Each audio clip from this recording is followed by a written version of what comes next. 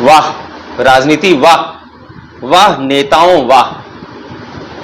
देश और समाज में चल रही गंदी घृणित राजनीति का एक और नमूना आज देखने को मिला।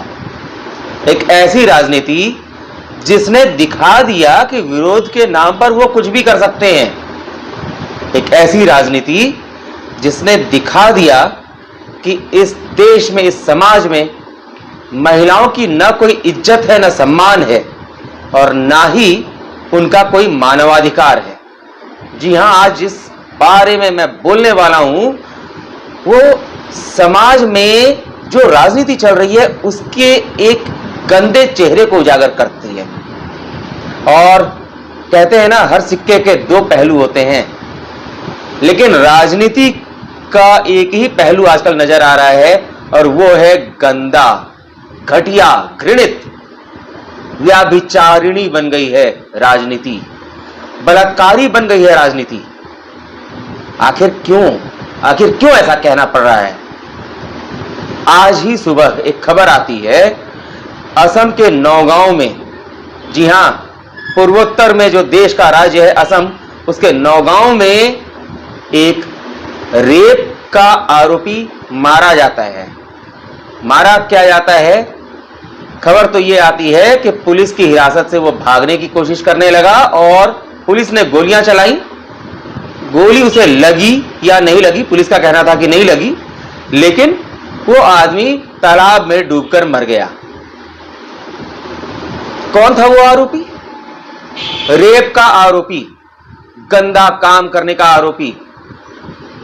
इस देश में जिस नारी को पूजा जाता है, जिसको सम्मान की दृष्टि से देखा जाता है, जिस नारी को शक्ति का स्वरूप मानते हैं, जिसे जगत जननी कहा जाता है, जिस नारी की कोख से नई जिंदगी आती है, नए शिशु का जन्म होता है, जो भी बलात्कारी, रेप का आरोपी, वो भी किसी नारी के गर्भ से ही पैदा होकर बाहर आता है।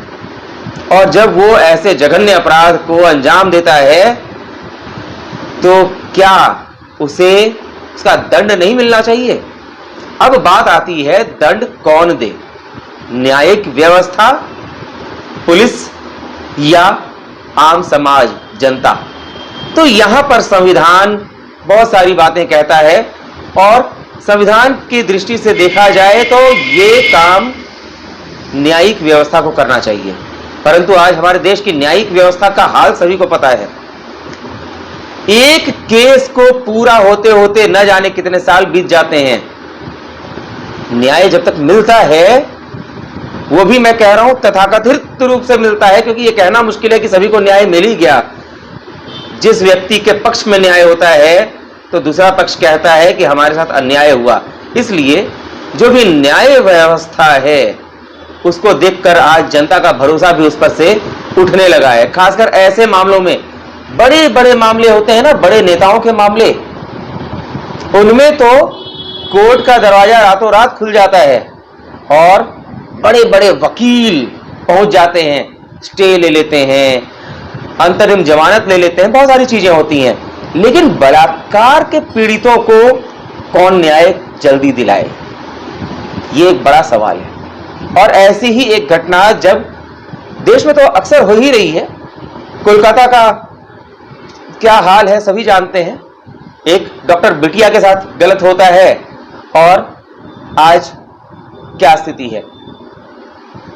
जो रेप का आरोपी है, मुख्य आरोपी है, वो पुलिस हिरासत में तो है, लेकिन दंड कब मिलेगा पता नहीं। कई सारे टेस्ट होंगे, पॉलीग्राफ टेस्ट होंगे, कई चीजें होंगी, कई प्रक्रियाएं होंगी, मुझे आपत्ति नहीं है, परंतु इसमें समय कितना लग जाएगा।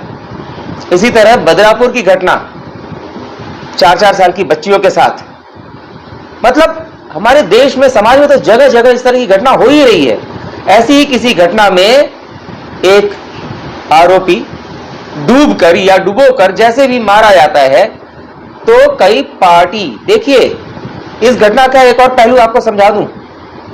जहां पर यह घटना घटी वह आरोपी मारा गया डूबकर या डुबोकर, दोनों में से कुछ भी हो सकता है, परंतु जब उस आरोपी का अंतिम संस्कार हुआ तो उसके अंतिम संस्कार का बहिष्कार किया गया, जनता उससे दूर रही, जनता में आक्रोश था उस व्यक्ति के खिलाफ और उसका अंतिम संस्कार का बहिष्कार किया गया। उसके मरने पर चाहे डूबकर या डुबोकर जनता में खुशी की लहर थी, खुशी की। आखिर क्यों? अब आज हमारे देश के कुछ टुच्चे नेता, पार्टियां बड़ी हो छोटी हो अलग की बात है, लेकिन जो नेता इस मुद्दे पर राजनीति कर रहे हैं, टुच्चे टुच्चे लफंगे नेता, वो नेता आज कह रहे हैं कि इसको मार दिया गया, पुलिस को यह अधिकार कैसे मिल गया, इसकी न्यायिक जांच होनी चाहिए। बिल्कुल होनी चाहिए, लेकिन प्रश्न यह उठता है कि जब वो व्यक्ति, गलत काम करने का आरोपी व्यक्ति मारा जाता है, जनता तो खुश होती है, नेताओं के पेट में क्यों दर्द होता है? शर्म करो नेताओं, शर्म करो, बेशर्मी की हदें पार मत करो। और आप ये कहते हो कि जो मारा गया उसका भी मानवाधिकार था, मारा गया उसका मानवाधिकार था, एक दोषी का, एक आरोपी का, एक अभियुक्त का, एक बलात्कारी का मानवाधिकार था। जब मुंबई में हमला हुआ था तो उसका पकड़ा गया आरोपी कसाब, उसका भी मानवाधिकार था, उस पर करोड़ों रुपए खर्च किए जा रहे थे उसके मानवों के अधिकार को बचाने के लिए। लेकिन जिन लोगों को उन लोगों ने मारा था, जो मारे गए थे बेमतलब के, उनका मानवाधिकार नहीं था क्या? कोलकाता की जो डॉक्टर बिटिया के साथ हुआ, उसकी निर्मम हत्या रेप के बाद, क्या उस डॉक्टर बिटिया का कोई मानवाधिकार नहीं था? उसके लिए कौन खड़ा हुआ कि उसका मानवाधिकार का रक्षा किया जाए? ऐसे रेप के आरोपी अगर बचते रहे, उन पर ट्रायल चलता रहा, कल को वो निकल गए जेल से, कानून में कितने सारे पेच हैं, कितने छेद हैं, सभी जानते हैं, जेल से निकल गए, फिर वो बलात्कार करेंगे, फिर जघन्य अपराध करेंगे। वो तो अपने मानवाधिकार की रक्षा करते करते बाहर आ गए, लेकिन जिनके ऊपर वो अपराध करेंगे, क्या उनका कोई मानवाधिकार नहीं है?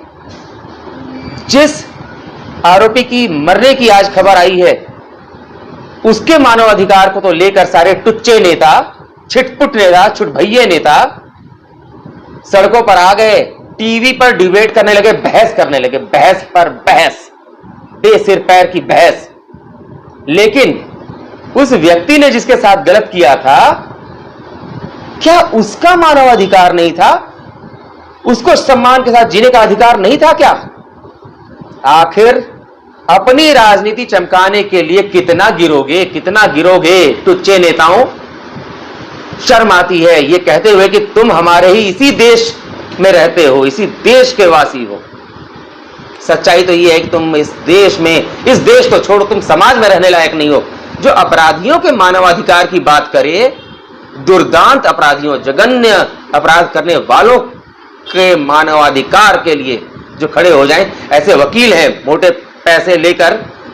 हमारे ही देश की एक बहुत ही पुरानी पार्टी है, उस पार्टी में बहुत सारे वकील हैं, बड़े बड़े अपराधियों का केस उसी पार्टी के वकीलों ने लड़ा है, और दुनिया जानती है, सब जानती है, सभी को पता है कि उन्होंने जिसका केस लड़ा वो एक अपराधी, बलात्कारी, हत्यारा, आतंकवादी तक रहा है, और उसका केस लड़ने में इस पार्टी के नेताओं को, इनके इसमें शामिल वकीलों को बहुत मजा आता है, मोटे पैसे जो मिलते हैं।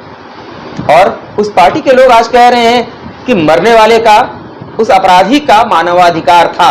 अरे थू है तुम लोगों पर।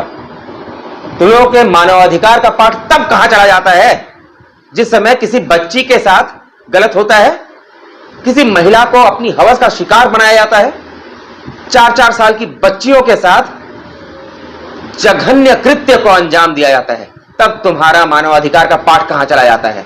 जब देश को तोड़ने की, समाज को काटने की, बर्बाद करने की बात आती है, दंगे कराए जाते हैं राजनीति के लिए, तब तुम्हारा मानवाधिकार कहां चला जाता है?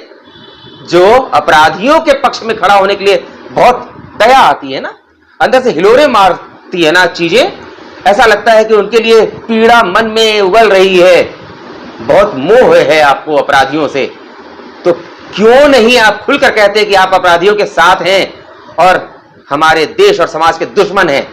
शर्म करो नेताओं, तुम लोगों को तो देश तो क्या, समाज में जीने का अधिकार नहीं है, रहने का अधिकार नहीं है।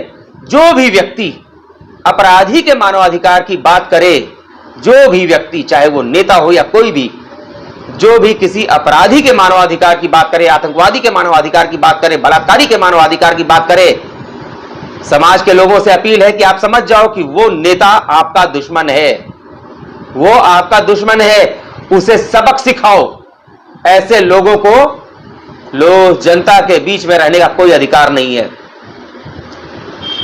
जिस अपराधी की मौत हुई, न्यायिक प्रक्रिया से उससे गुजारा जाना चाहिए था, परंतु जो घटना हो गई, डूबकर या डुबोकर उसकी मौत हुई, मैं उसकी भी जांच की बात तो कहूंगा, लेकिन इतना जरूर कहूंगा कि उसके साथ जो हुआ ऐसा हर अपराधी के साथ होना चाहिए, कोई बचना नहीं चाहिए। शर्म करो नेताओं, शर्म करो, डूब मरो। जिस तरह से वह अपराधी डूब कर मरा ना, वैसे तुम लोग भी, तुम लोगों के लिए तो तालाब तो छोड़ो, तुम लोग के लिए तो चुल्लू भर पानी काफी है, उस पानी में डूब मरो। तुम लोगों की पोल खुलती जा रही है, खुद अपनी पोल खोल रहे हो जनता के सामने, यह बहुत अच्छा है, बहुत बढ़िया। मिलता हूं फिर पोल खोलने के लिए तुम्हारी। नमस्कार।